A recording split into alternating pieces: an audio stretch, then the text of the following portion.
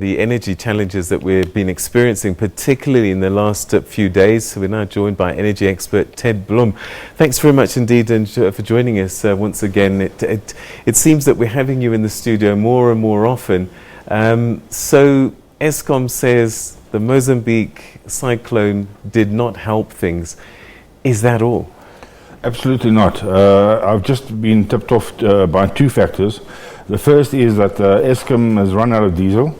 As I said in the previous show here, those diesel generators consume about 50,000 litres of diesel per hour each, and they've got about 14 of these units online, as far as I'm aware, between Ankerlug and Mossel Bay.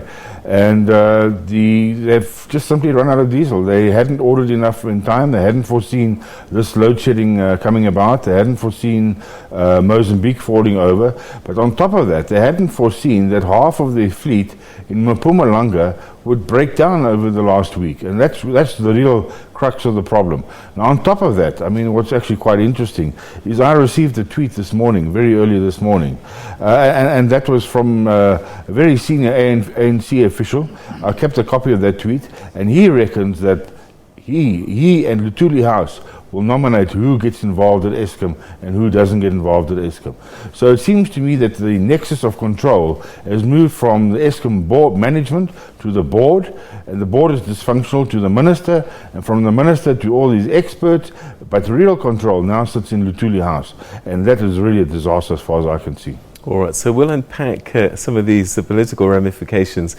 But if we take out Kaora Hassan, the 1,100 from the equation, could the rest of it been predicted, and could measures have been taken to mitigate?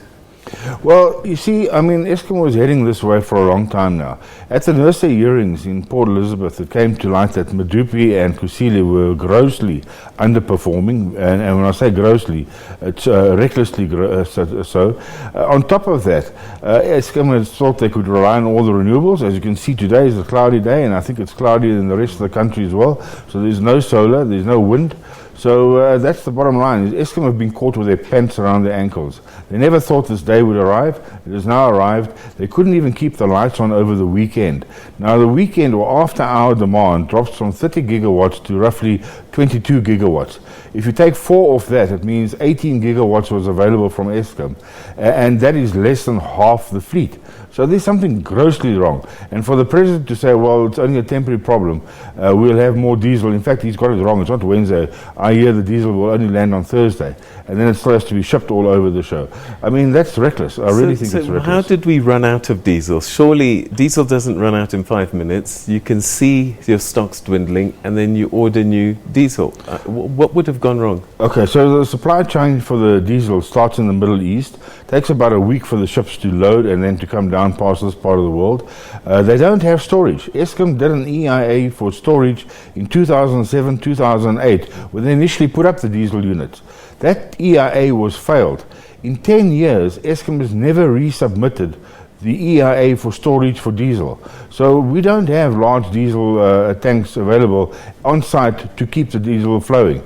Secondly, they hire a ship, from what I last remember, that stands in Cape Town Harbour, and they pay an incredible amount of dollars demurrage per day to keep that ship there. But even that ship is not very big enough to act as storage. You need on-land storage of millions of litres of diesel to keep sufficient available for a meltdown like we're currently experiencing. So again, is this people knowing what ought to have been done, but just not having the inclination to do it, or were there other reasons why it wasn't done? Okay, so there's an extra restraint on Eskom, and that is budgetary. Previously, I think I explained, if they run short of diesel, they bid on the high seas, they get a load for which the captain of the ship says, well, I'm prepared to incur penalties from the customer, and I'll stop at Cape Town and offload this. Typically, it's double the normal market price for diesel. Seemingly, somebody at Eskom, and I heard there's more and more of this happening, has put the brakes on irregular tendering or emergency tendering or the similar type of actions.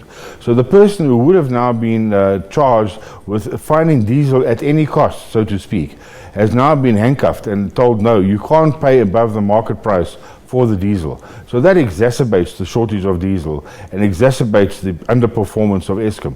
Previously, they'd close their eyes and just do blind moves, emergency coal contracts with the Guptas or whoever parties in the middle of the night at exorbitant prices. So now we are, South Africans are being penalized because no planning or bad planning has resulted in this mess, bad operations around in this mess. On top of it, now we've got a fiscal restraint because Eskom's run out of money. Okay, so Ted, I'm hearing that above and beyond the load shedding, there's more power outages in the northern parts of Johannesburg. Do we know what's caused that? Okay, so I believe there's been quite a number of substations that have been misfiring or catching alight. I believe there's about 4 that have actually burnt down in various parts of the country in the last 24 hours.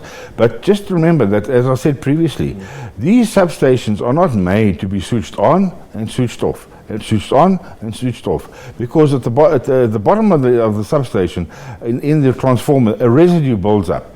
That residue causes an arc whenever the power comes back on, and that's what causes the power station, the substation, to misfire. All right. So more load shedding, you predict? Absolutely for more. the foreseeable future. 5 years, minimum 5 years. I can guarantee that to you. Even if we fix things, try and start fixing things now. Well, the cause of the operational problems in Mpumalanga is bad coal.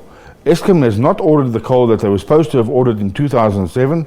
The CEO at the time, Mr. Dama, said he was going to order 40 new coal mines. Eskom has built 0. And to get a new coal mine going, 5 years minimum.